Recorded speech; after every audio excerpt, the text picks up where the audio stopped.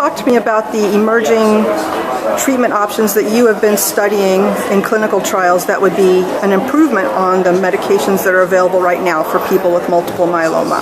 Sure, I'd be glad to. We have a number of lead candidate molecules that are heading towards regulatory approval for use in patients with multiple myeloma.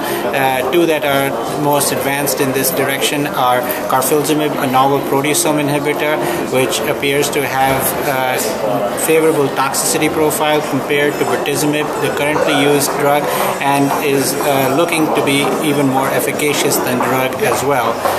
Another drug is pomalidomide, a drug that is of the class of immunomodulatory drugs, which appears to have activity even in patients who have failed the currently available therapies, including immunomodulatory drugs like thalidomide, lenalidomide, and bortezomib. So both of these drugs are going before the FDA for accelerated approval and hopefully will meet the mark.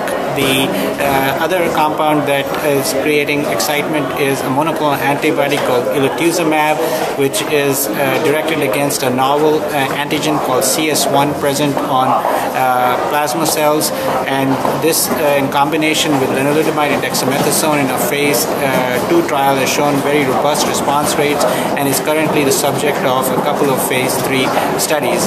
In addition to these, there are a number of other molecules that are in phase 3 development, often being combined with lenalidomide or bortezomib, and these include drugs of the class of histone deacetylase inhibitors, an AKT inhibitor, perofacine, and monoclonal antibodies directed against the IL-6 receptor, which includes SENTO 328. This certainly is an exciting time. We've made major strides in the patients with myeloma. Their outcomes have improved over the last decade, and we hope to continue on that road.